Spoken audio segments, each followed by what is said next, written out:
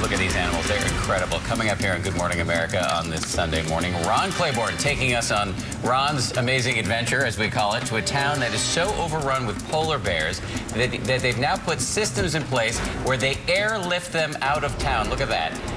And what is a polar bear jail? Ron will explain all that coming up in just a little bit here on Good Morning America. Good morning to you. I'm Dan Harris. And I'm Bianna Goladriga. Sunday, November 20th. Also coming up, check this out. What do angry birds have to do with this holiday light display? We'll tell you coming up in our weekly fixation segment. But we're going to start this half hour down in Florida with that search for a missing mother of three. Her name is Michelle Parker, and she disappeared on Thursday, the same day an episode of The People's Court aired featuring her and her ex-fiancé. ABC's Dan Kleffler is on the story this morning. Dan, good morning to you. Hey, Dan, good morning to you. Well, this on-again, off-again couple was fighting about money and figured the People's Court was the best way to settle things. But once the verdict aired, nobody saw Michelle Parker except the man she was fighting with. All right, Dale Smith, you are suing your former fiancée, Michelle Parker, for $5,000, the statutory maximum for an engagement ring. These Florida exes turned to the People's Court to settle a dispute. But on the same day this episode aired, he gets pretty malicious and vindictive, especially when he's been drinking. I ended up smashing my camera on the ground. Michelle Parker disappeared. It happened Thursday after she dropped off the couple's twins at his Orlando home. She was never heard or seen again. Her abandoned truck found a day later. Police gathered items from Smith's home and searched the nearby woods, but have not gone so far as to call him a suspect. I need you guys to break off into groups of 4 to 6. As searchers organized, her family is making desperate pleas. If anybody has her and you're holding her hostage, please let her go.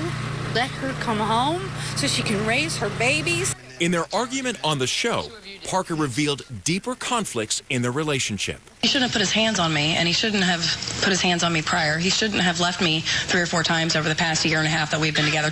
The show could provide clues for investigators. You know, it's always possible that anytime you have a public display of animosity between 2 individuals in a relationship, it's going to exacerbate the problems between those 2 individuals. It's not the first time daytime television has shared the headline with a case. Back in 1996, a man was convicted of murdering an acquaintance after he claimed the Jenny Jones show ambushed him with a gay crush confessional. And for this case, a private dispute that played out for television audiences, it's been a hell of a roller coaster ride. Could be linked to this family's nightmare. My wife's out there, everybody's searching, and let's hope we find her and bring her home. Now, according to the show's schedule, this episode was taped last month, so investigators are expected to closely analyze the activity of both Smith and Parker since the middle of October to help them in their search.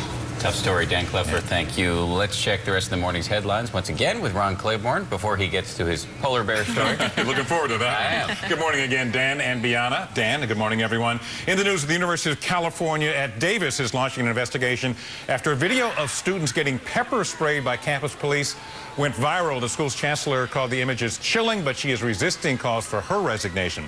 And a highway in Germany is reopened after a massive 52-vehicle pileup. 3 people were killed and dozens injured in the accident, which happened late Friday in foggy conditions. They are being blamed for that crash.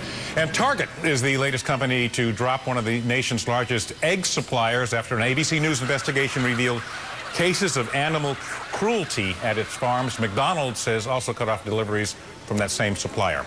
And finally, Tom Cruise, the actor, and his daughter Suri were spotted ice skating at a rink in downtown Pittsburgh, Pennsylvania yesterday. Cruise is in Pittsburgh shooting his latest film, One Shot. It is time now for the weather. Over to Ginger Z. Ginger. Good morning, Ron. Good morning, everyone. We begin with travel conditions and the spots that you will be most worried about come Wednesday, because that's such a huge travel day. In the Northeast, New York and Boston both should see delays. It's going to be because of a wet and kind of breezy day. Then you're looking at Seattle and San Francisco having some heftier delays, too. That's on Wednesday. The weather that will create the delays going to be the rain and snow from Poconos back to the north and west. That's where we can expect some wet snow mixing in into the mountains, down into northern Florida and along the eastern seaboard, thunderstorms possible. As you're planning your travel this week, the great news for you is come Thanksgiving Day, we really dry out. But here in New York City for the Macy's Parade, all of the balloons and all those floats, going to have some breeze to deal with. So we'll be talking more about travel weather as it approaches this week. But for now, that's the big picture. Let's get a check a little closer to home.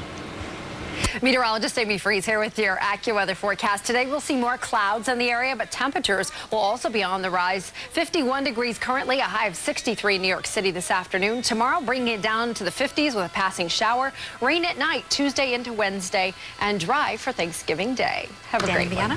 Can we bring up the image of Tom Cruise in Surrey again? I mean, we've really watched this girl grow up before our eyes. I think she's 5 years old now. I'm also struck by the fact that everybody's leaving them alone. He's not being mobbed. Yeah. One cell phone. They're polite in Pittsburgh. Good for that. Good for them. All right, coming up here on Good Morning America this morning, the bear in the air, the Ursine Air.